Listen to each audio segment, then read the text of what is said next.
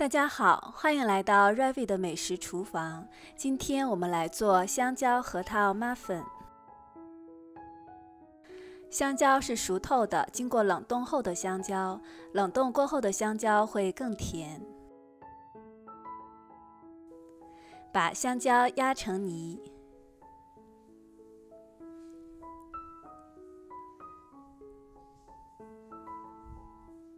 打入一个鸡蛋。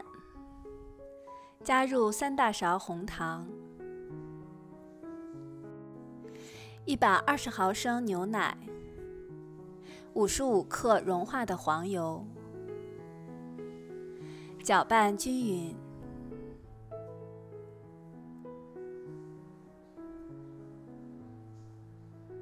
这样湿料我们就准备好了。下面我们来准备干料：300克的中筋面粉，加入1.5克的盐。6克泡打粉，半小勺的肉桂粉，搅拌一下。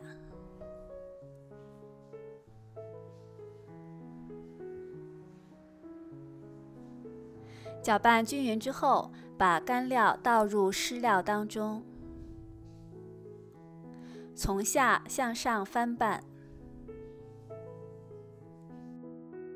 不需要过度的搅拌，以避免面粉起筋，只要看不见明显的干面粉即可。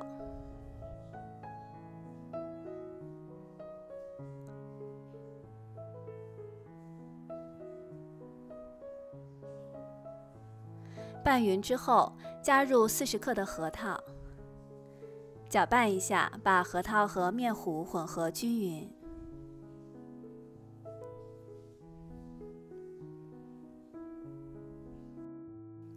我这个是大号的muffin盘，如果是用标准的muffin盘，那么可以做12个。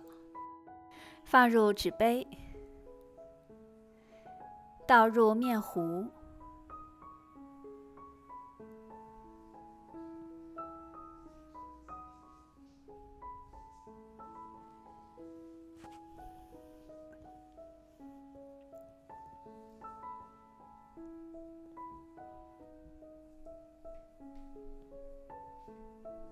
下面我们再来做一个 topping：20克核桃仁，1大勺红糖，半小勺的肉桂粉，搅拌均匀。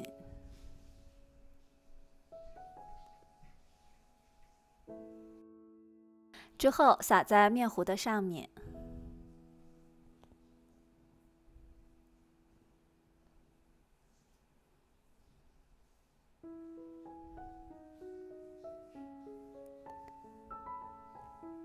烤箱预热375华氏度或者190摄氏度，烤30分钟。现在 muffin 已经烤好了，好香啊！用牙签扎一下，如果出来之后是干净的，那么就证明已经熟了。好了，今天的香蕉核桃 muffin 就分享到这里，谢谢您的收看，我们下次再见。